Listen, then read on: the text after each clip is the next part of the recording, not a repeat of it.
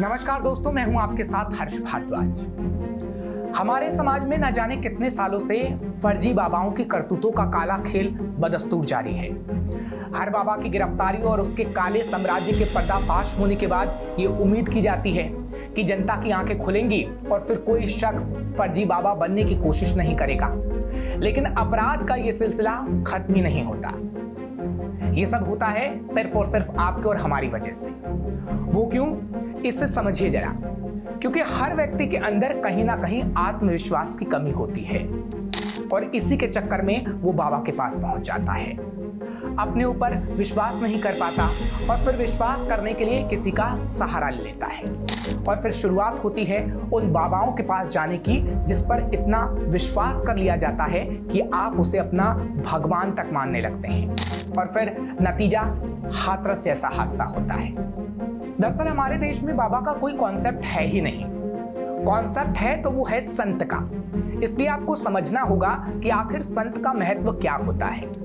कबीरदास जी कहते हैं कि संत प्रेम भाव का भूखा होता है, वह धन का भूखा नहीं होता। धन का भूखा होकर लालच में फिरता रहता है, वह सच्चा संत नहीं होता। ईश्वर के उद्देश्यों और भावनाओं से जुड़ा हुआ संत ही सच्चा संत है। असल में गेरुए वस्त्र पहनने और हिमालय पर चले जाने से कोई संत नहीं बन जाता, बल्कि सच्चा संत संपूर्ण मानवता के लिए समर्पित होकर सबके विकास को गति देता है। यानी संत अपने लोगों का विकास करता है। कहा गया है कि संत की पहचान इस बात में नहीं है कि उसे शास्त्रों का अधिक ज्ञान है, बल्कि उसके द्वारा लोकहित में किए गए कार्य उसे सच्चा संत बनाते हैं। सच्चे संत का इस संसार में बहुत बड़ा महत्व है क्योंकि वो ईश्वर का एक प्रतिनिधि होता है। सच्चे संत का पूरा जीवन ईश्वर को समर्पित होता है। और अगर शास्त्रों की बात करें तो शास्त्रों में संत और सतगुरु की अलग परिभाषा है जिसे भी आपको समझना होगा, क्योंकि शास्त्रों के मुताबिक सद्गुरु अपने सभी शिष्यों को समान रूप से देखते हैं। सद्गुरु कभी भी अपने शिष्यों में भेदभाव नहीं करते, दान दक्षिणा मांगने के लिए इधर उधर नहीं भटकते। सद्गुरु सच्चा आध्यात्मिक ज्ञान प्रदान करते हैं। सद्गुरु वह होता है जिसके पास सभी धार्मिक ग्रंथों का पूर्ण ज्ञान होता है और ये हमारे शास्त्र कहते हैं। ये शास्त्रों के मुताबिक एक संत और सद्गुरु की परिभाषा है जो हम आपको बता रहे हैं। लेकिन अब सवाल उठता है कि सतगुरु और संत की परिभाषा ना समझकर लोग आखिर क्यों बाबाओं के चक्कर में पड़ते हैं और बाबाओं पर भारतीयों को इतना भरोसा क्यों है। दरअसल भारत 1 अरब से ज्यादा लोगों का देश है और इसमें हजारों बाबा या गुरु हैं। रईस लोगों के गुरु हैं, थोड़े कम पैसे वालों के गुरु हैं, गरीब लोगों के भी हैं। कई गुरुओं के अपने गृह क्षेत्र के साथ ही विदेशों में भी भारी भक्त हैं। राजनेता, फिल्म अभिनेता, क्रिकेटर्स, नौकरशाह और आम आदमी सब इनके भक्तों में शामिल हैं। एक वक्त ऐसा भी था जब देश की सबसे शक्तिशाली प्रधानमंत्री यानी इंदिरा गांधी जब तक सलाह के लिए अपने योग गुरु धीरेन्द्र ब्रह्मचारी के पास पहुंच जाती थी। बहुत से गुरु सफल उद्यमी भी हैं यानी बिजनेसमैन हैं जो भारी व्यापारिक साम्राज्य चलाते हैं यानी बिजनेस करते हैं, जैसे पारंपरिक दवाएं, स्वास्थ्य उत्पाद, योग कक्षाएं, आध्यात्मिक उपचार बेचते हैं। वे स्कूल, कॉलेज और अस्पताल भी चलाते हैं। बहुत से गुरु भारत की सबसे जानी मानी कंपनी खड़ी कर देते हैं। यानी कहा जा सकता है कि हर एक व्यक्ति का अपना एक गुरु है। वो इसलिए क्योंकि तेजी से शहरीकरण के देश में जहां महत्वाकांक्षाओं के साथ ही हताशा और भ्रम के उबाल हैं, ये गुरु जनमानस के लिए प्रायोगिक औषधि की तरह है।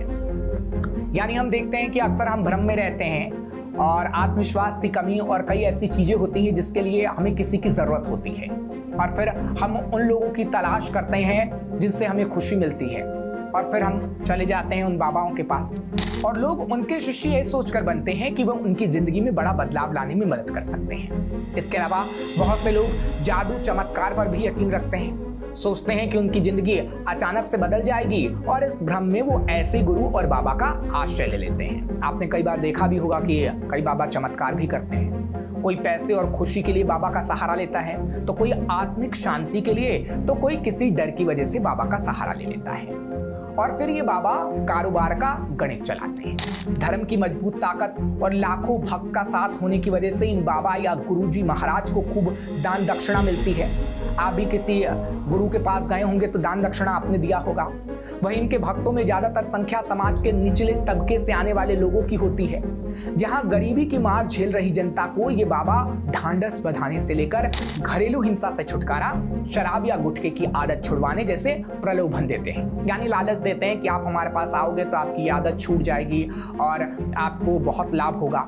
इसके बदले में लोग अपनी संपत्ति से लेकर सर्वस्व तक इन बाबाओं पर न्योछावर कर देते हैं। यानी पैसा तो ज्यादा देते हैं, अपनी कमाई का हिस्सा भी इन बाबाओं को दे देते हैं।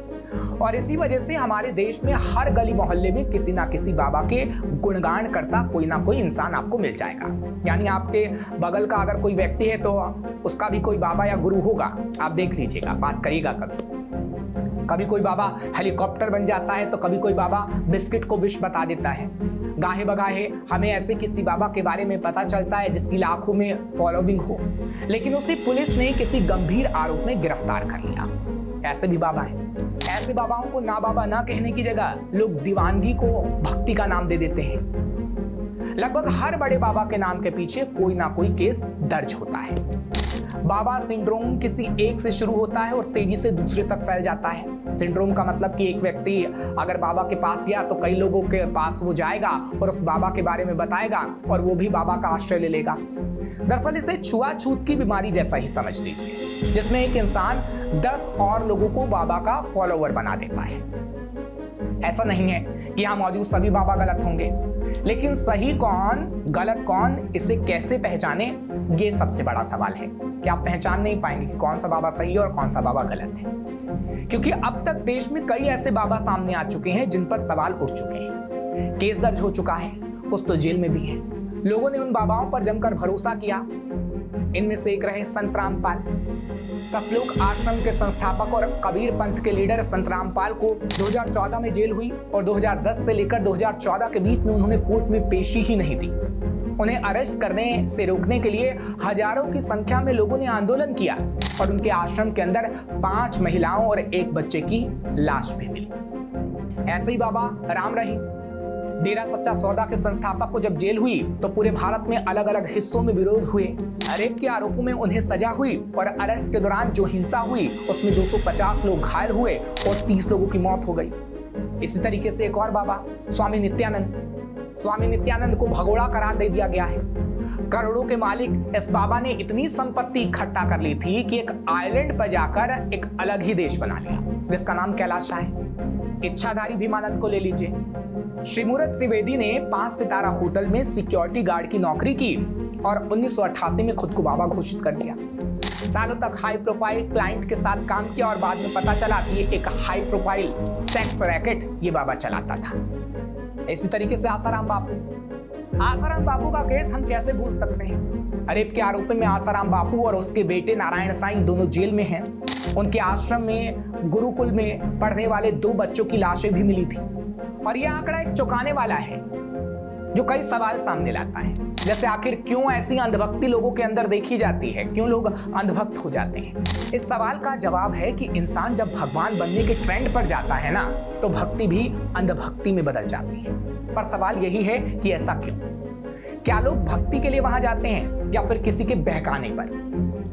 हमारा मानना है कि लोगों को एक उम्मीद खींच कर ले जाती है, ऐसी उम्मीद जिसमें उन्हें लगता है कि उनकी समस्याएं आसानी से हल हो जाएंगी।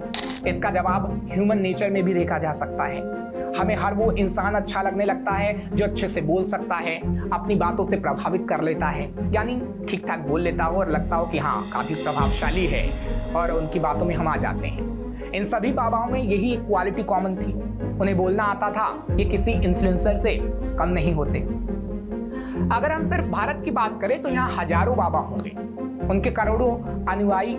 पर हमारे देश में बाबा कल्चर इतना ज्यादा लोकप्रिय क्यों है?